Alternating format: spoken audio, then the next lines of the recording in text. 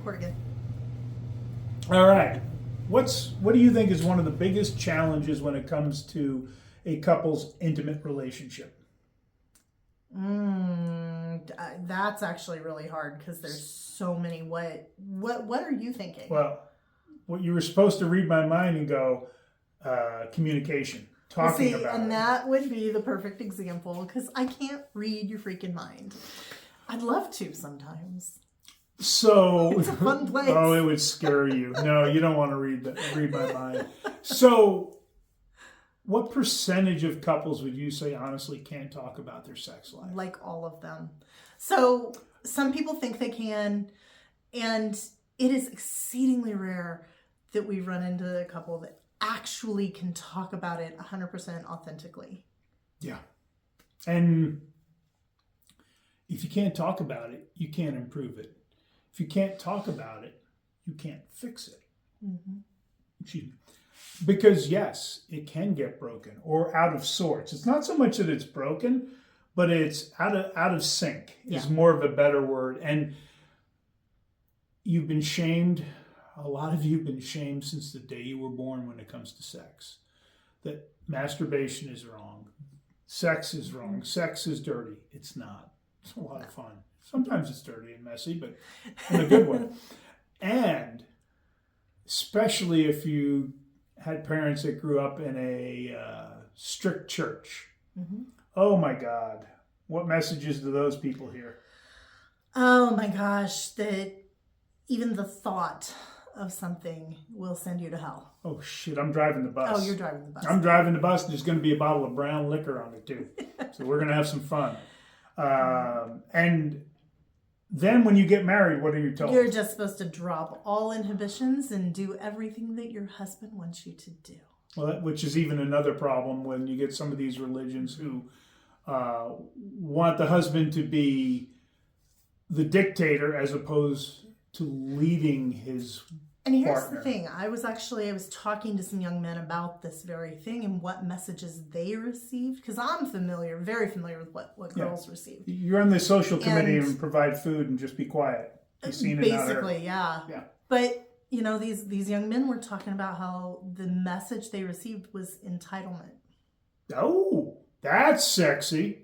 Right? Makes you really want to get naked with a man. Entitlement and kind of a blanket hall pass, because boys will be boys. Boys are going to do what they're going to do.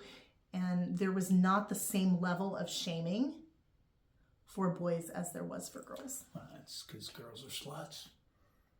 Yeah. You know, and boys are just, they're not pure. I don't know how to boys look are just at that. boys. Yeah. And you know what? The message that a lot of them got. Yeah. And that makes it okay when it's not okay. Yeah. And the entitlement thing doesn't fly very well No. when a woman gets past being 13 and doesn't have to put up with your crap. Right.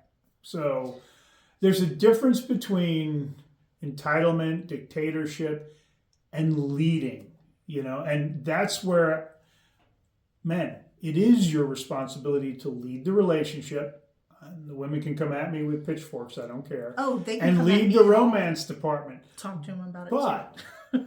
what's rule number one? Am I leading our relationship? Whatever's best for Melanie. Yeah. You know, and so it isn't my way or the highway. It involves communication. Consideration. You know, and that's what most relationships are lacking. Yeah. And this is what leads to sexless relationships. This is what kills off the romantic spark in a relationship. You can't talk about it. Things get out of sync. Kids, babies, busy. It's easier to avoid it. Okay. And then if things are going along, then now we have perimenopause and menopause.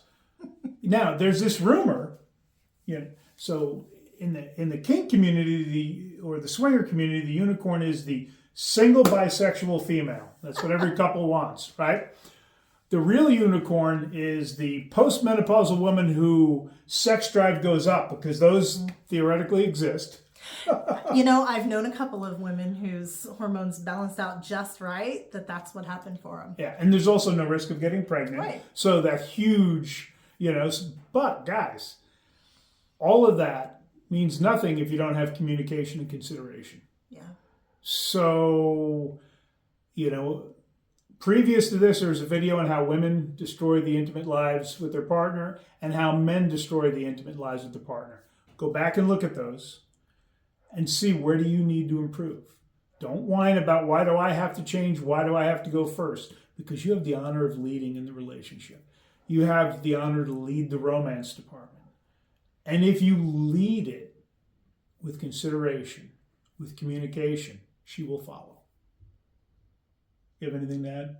There's actually research that backs up what you're saying, so just and putting that out there. Normally I quote the research, but of course I'm not going to ever quote anything that isn't accurate. I'm just letting them know that you're not just blowing smoke. Yeah. Because so women tend to respond to healthy masculine. Well, and again, we talk about the masculine as the container for the feminine, the riverbanks for the water.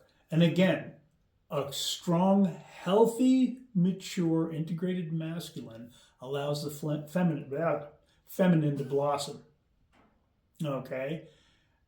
And it's a safe space for them. I hate that phrase, but that's what it is. It allows them to be themselves, to be feminine, because they are with a safe partner in a safe situation. So, are you that guy for them? All right, guys. We'll catch you later. Our contact information will be down below for both of us. We'll talk to you next video.